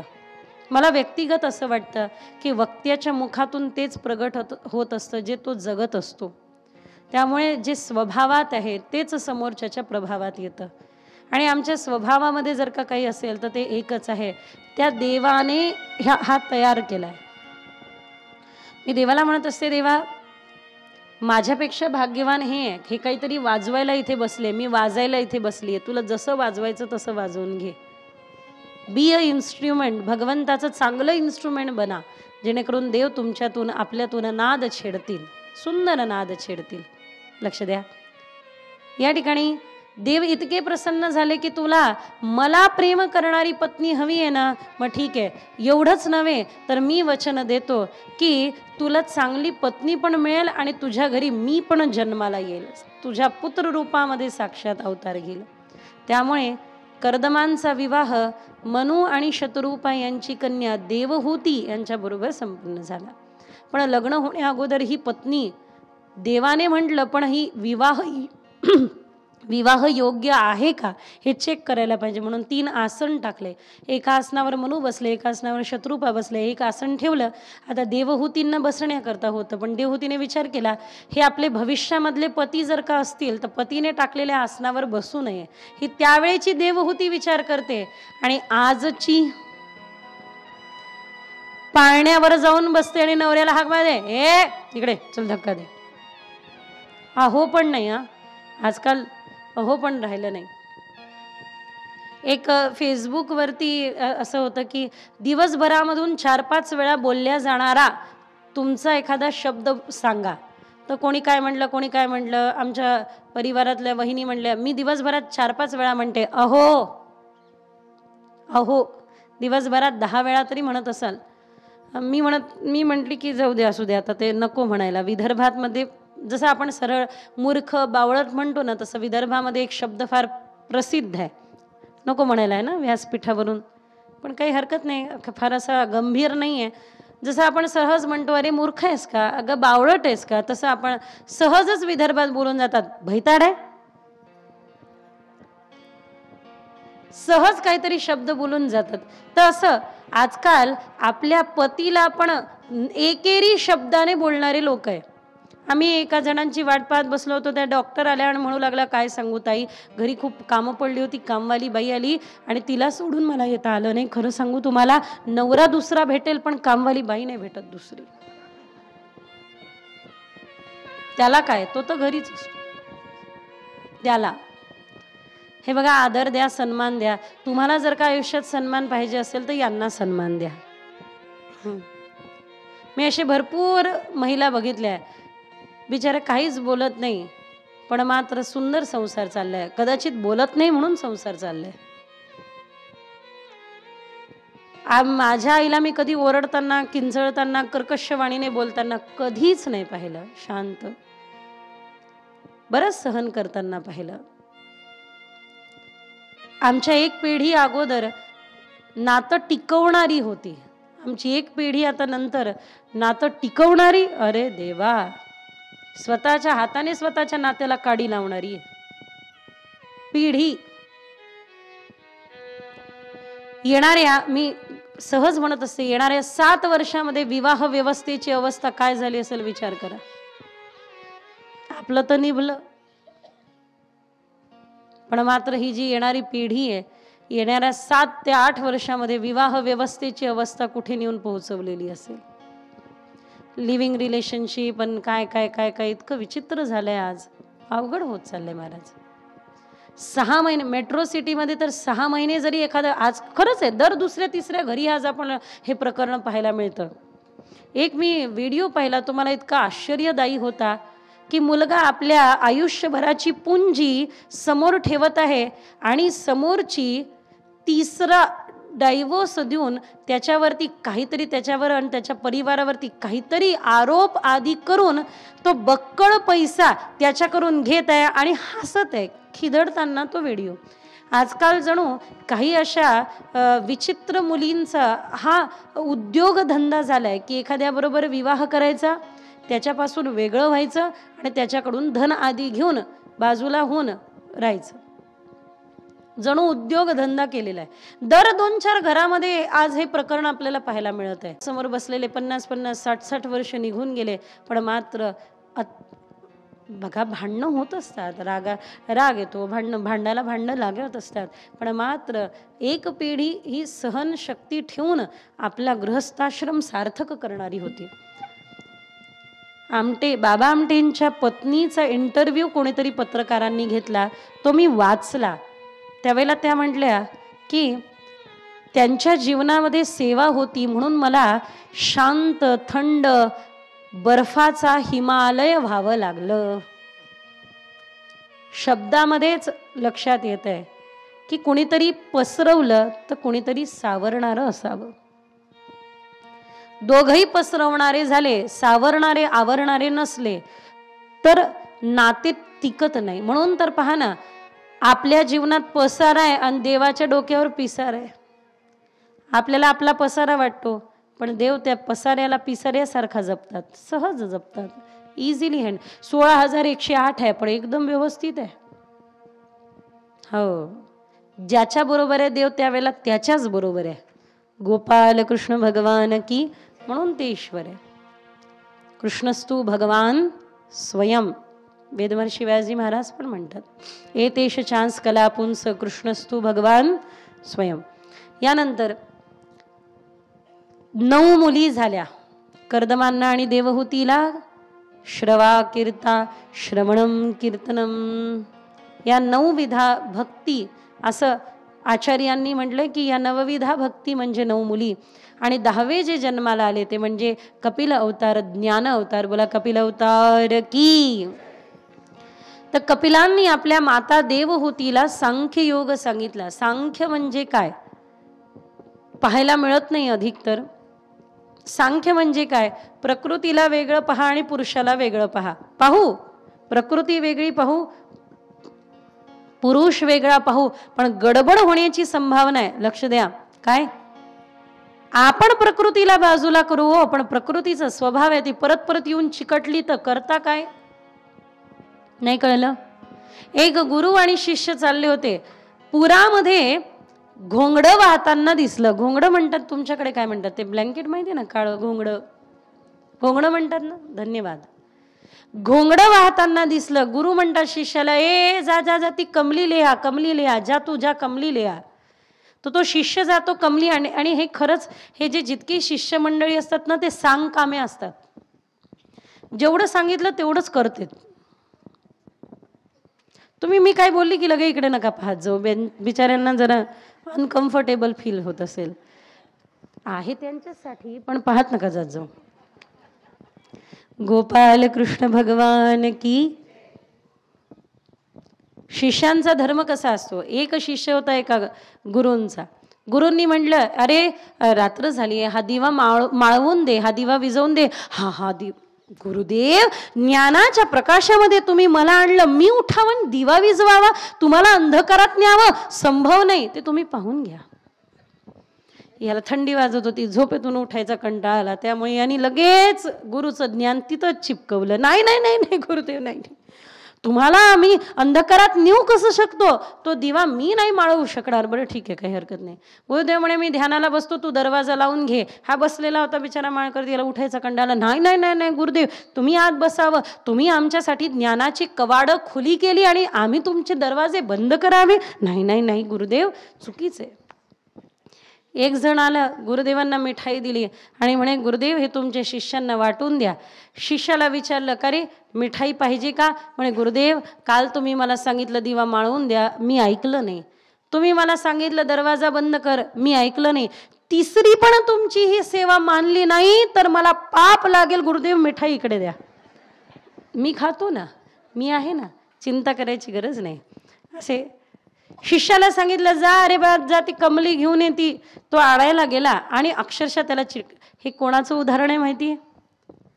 मी लहानपणी फार ऐकलं. आमचे हरिभक्तीपरायण निवृत्ती बाबा वक्ते, बाबांना सांख्य योगातील हे उदाहरण मोठं प्रिय होतं. आणि बाबा ज्या वेळेला वेदांत बोलायचे त्यावेळेला मध्ये मध्ये बाबांचं नंतर वय जे उतरतं वय होतं, खरोखर असे हिरे पुन्हा होणे नाही. मी काल परवा तुम्हाला एक बाबांचं, माऊली बाबा कुरेकरांचं उदाहरण सांगितलं. शांती ब्रह्म, मी तर मुखातून नाव पण घ्यावं याचं पात्र नाही, असे हिरे होऊन गेले. तर वक्ते बाबा फार सुंदर सांगायचे की शिष्याला पाठवलं, जा बाबा कमली घेऊन ये. प्रयत्न केला पण ती काही निघे ना, कारण ती कमली नव्हती, ते अस्वल होतं. त्याला तो शिष्य चिपकला आणि शेवटी गुरुदेव म्हणते, अरे अरे अरे कमली छोड तू आजा, कमली छोड तू आजा. त्यावेळेला ते बोलू लागलं, मी कमली को छोडेल पण कमली मला नाही छोड रही ना. मैं तो छोड़ दूं कमली को किंतु कमली मुझे छोड़ नाही रही. तसं मी प्रकृती सोडेल, हा आत्मा प्रकृतीचा त्याग करेल, पण ही प्रकृती परत परत येऊन चिकटते. मग त्यावेळेला काय करावं? त्यावेळेला माऊलींनी सांगितलेलं तत्वज्ञान पाहावं. काय?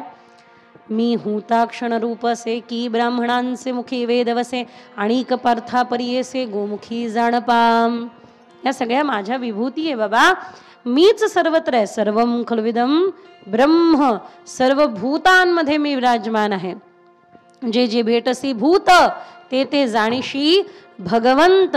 त्यामुळे या सर्वांमध्ये सांख्ययोग समजायचा असेल तर माऊलींच्या भाषेतून समजावा. भगवान गोपालकृष्णाने तरी संजय आणि एकदाच दाखवलं धृतराष्ट्राला, पण माऊलींनी कमीत कमी 2-1 वेळा तरी परत परत संजय आणि धृतराष्ट्राला दाखवलंय. का दाखवलंय? हे दाखवण्यासाठी की नेमकं चाललं काय आहे आणि कोणाच्या. सांगणारा कोण आहे? संजय. आणि ऐकणारा कोण आहे? मोहरूपी तो धृतराष्ट्र, की ज्याला डोळ्यापुढे अंधार आहे आणि म्हणून त्याला हे पण दिसून येत नाही. काय? माम का पांडवाश्चैव किम कुरुत संजय. जिथे माझं आलं तिथे मी आली, अहंता आली तर ममता येणारच हो. संजयला विचारलं माम का, ते माझे, हे माम का पांडवाश्चैव किम कुरुत संजय. जिथे माझं आलं अहंता आली, ममता आली, ममता आली म्हणून दुःखाचं कारणीभूत ठरलं. म्हणून माऊलींनी पुढे पण एकदा संजय आणि धृतराष्ट्राची आठवण काढून दिलेली आहे. लक्ष द्या. त्यामुळे माऊलींच्या भाषेतून जर का कळायचं झालं तर बाबा रे, सर्वांमध्ये असलेल्या त्या परब्रह्माचं एकदा दर्शन झालं पाहिजे. सर्वांमध्ये असलेला ते परब्रह्म कळलं पाहिजे. सांख्ययोग हा थोडासा कळण्याकरता जर अवघड जर का असेल तर अन्य शास्त्र, दर्शनशास्त्राचा पण अभ्यास करायला काही हरकत नाही. पण भगवान स्वतः कपिल अवतार धारण करतात आणि त्यावेळेला त्या वेळेच्या आवश्यकतेनुसार देवहूती मातेला सांख्ययोगाचं ज्ञान देतात. आपण कमली एकच धरायची. कोणती? तो आहे ना, वो काला एक बासुरीवाला सुध बिसला गया मोरी रे. म्हणून गोपिका गातात कमली श्यामदी कमली, कमली श्यामदी कमली, मैं तो कमली श्यामदी कमली, कमली श्यामदी कमली. हरिपन घट पर जमुना के तट पर मैं तो पानी भरन गई आणि भूल गई मटकी. छवी देखी जब, ज्या वेळेला मी श्याम सुंदराची छवी पाहिली त्यावेळेला त्या कन्हैयाला पाहून तिथेच मटकी विसरली, गोरस विसरली आणि त्याची झाली कमली श्यामदी कमली. त्याचा रंग माझ्यावरती चढला. कसा? हाताने टाळी वाजवून सगळ्यांनी म्हणा. रंगा रंगा सखा पांडुरंगा, रंगा हरी मुखा पांडुरंगा, रंगा रंगा सखा पांडुरंगा, रंगा हरी मुखा पांडुरंगा, रंगा रंगा सखा पांडुरंगा, रंगा हरी मुखा पांडुरंगा, रंगा रंगा सखा पांडुरंगा, पांडुरंगा.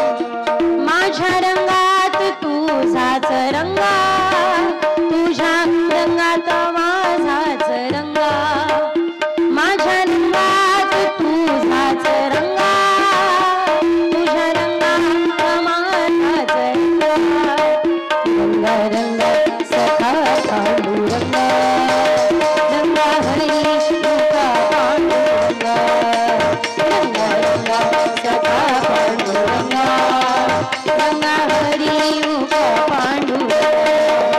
विटेवारी उभा रंगा, माझ्या रंगात तुझाच रंगा, विटेवारी उभा श्री रंगा, माझ्या रंगात तुझाच रंगा, रंगा रंगा सखा पांडुरंगा, रंगा हरी मुखा पांडुरंगा, रंगा रंगा सखा पांडुरंगा, रंगा हरी मुखा पांडुरंगा, रंगा हरी मुखा पांडुरंगा, मुखा पांडुरंगा. गोपाल कृष्ण भगवान की. वा. तर तो रंग आपल्यावरती चढावा. यानंतर वर्णन केल्या जातं. ती महत्त्वपूर्ण कथा आहे राजा उत्तानपाद यांची. थोडं विस्तारपूर्वक ज्या बाकी कथा आहेत ते आपण नंतर बघूया. राजा उत्तानपाद अर्थच या ठिकाणी सरळ आहे. उत्तानपाद ज्याचं ऊर्ध्वमूलम अधशाखम अश्वत्थम प्राहुरव्यम असायला पाहिजे, तर आज लोकांचं उलट झालेलं आहे. काय? त्यांचे मुळं वरती वाढतात आणि पानं खाली असतात. मध्ये शाखा पाहिजे तर उलट झालेलं आहे. खालच्या दिशेने शाखा वाढताय आणि वरच्या दिशेने मुळं वाढताय. इकडे मात्र उत्तानपाद राजाच्या 2 पत्न्या, एकीचं नाव आहे सुरुची आणि एकीचं नाव आहे सुनीती. सुरुचीचा पुत्र आहे उत्तम आणि सुनीतीचा पुत्र आहे ध्रुव. दोघेही जण मांडीवरती बसलेले, पण मात्र धावत येऊन या सुरुचीने ध्रुवाला खाली खेचला. आला मोठा, बापाच्या मांडीवरती बसण्याची इच्छा ठेवतोस काय? अरे आज मांडीवरती बसतोय, उद्या गादीवरती बसण्याचा प्रयत्न करशील, चल निघ. काढून दिलं. छोटेशे बाळ ध्रुव आपल्या आई सुनीतीला विचारतात, आई, ती आई अशी का बोलली ग? मला वडिलांच्या प्रेमाचा अधिकार नाहीये का? आणि त्यावेळेला एखादी कलियुगातली आई असती तर म्हटलं असतं, काळजी करू नको बेटा, चांगल्यातला चांगला वकील पाहू, अर्धी प्रॉपर्टी आपल्या नावे करून घेऊ, महिन्याला 5-7 हजार तर भेटूनच जातील. पण ती मात्र सुनीती आहे, जी सुनीती म्हणते की बाळ, अरे त्या गादीवरती, ज्या गादीवरती बसण्याचा प्रयत्न तू करतोय, तुझे दादा परदादा होते आणि पुढे दुसरं कोणीतरी असेल, आराधये अधोक्षज. त्यामुळे त्याची आराधना कर, ज्याच्या आराधनेने परत मागे वळून पाहायची गरज नाही. बाळ ध्रुवाला तो दिलेला एक विचार, जंगलामध्ये जायला सांगत आहे माता, तप करायला सांगत आहे माता, पण हे सगळं करायला का सांगत आहे?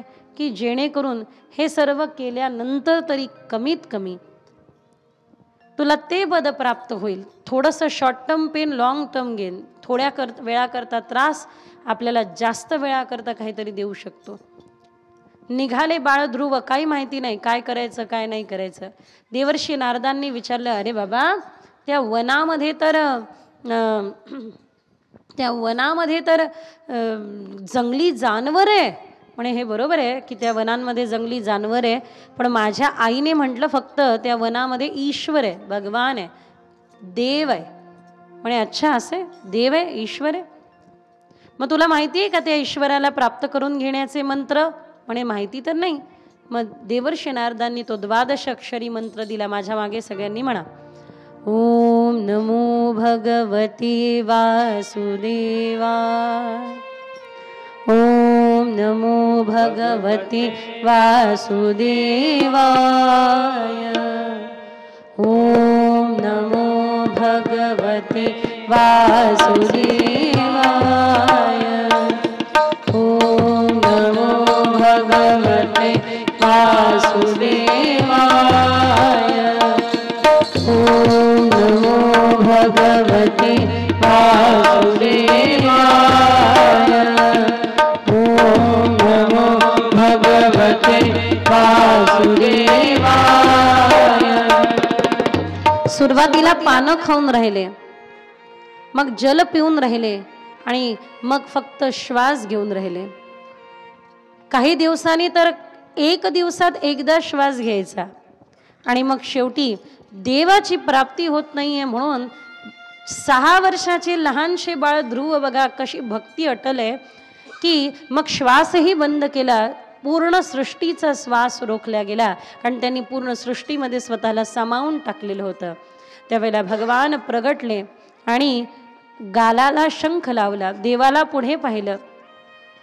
तुम्हीच देव आहे हे कसं ओळखायचं? माझ्या गुरुदेवांना बोलवा. म्हणून नारदांनी सांगितलं, अरे बाबा हे ईश्वर आहे. गुरु गोविंद दोनो खडे का खेला गोपाय, तर अशा प्रकारे गुरु आणि गोविंद दोनही उभे, ज्या गुरूंनी नारदांनी भेट घालून दिली ते देव पुढे, आणि सुंदर तो गालाला शंख लावल्यानंतर काय वाणी झाली बाळध्रुवाची. योंतः प्रवृश्य मम वाची ममा प्रसुप्तां संजीवयत्यखिल शक्तिधर स्वधाम्नां अन्यास्तचरण श्रवणत्वगादीन् प्राणान्नमो भगवते पुरुषाय तुभ्यं. गोपाल कृष्ण भगवान की, भक्तवत्सल भगवान की. उर्वरित कथा उद्याला श्रवण करूया. ध्रुवचरित्राचा पण अधिक विस्तार करूया. आता आरतीकडे वळू. हाताने टाळी आणि मुखाने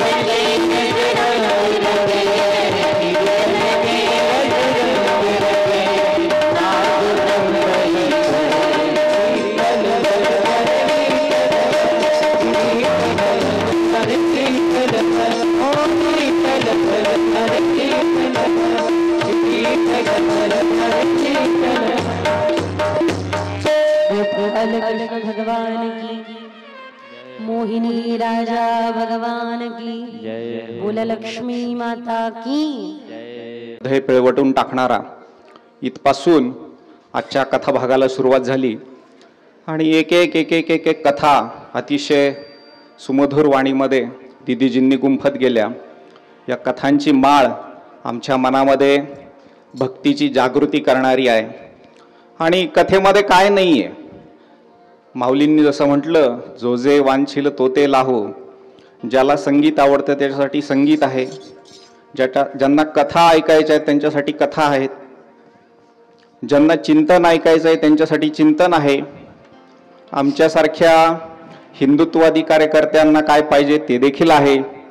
आणि आज समाजाला जो काही आरसा दाखवायचा आहे तो आरसा आपल्याला चिमटे देखील दिदींनी काढलेले आहेत. तर असं हे सुंदर कथाभाग चालू आहे. जे आवाहन केलं दिदीजींनी त्याला आपण सर्वांनी प्रतिसाद द्यावा.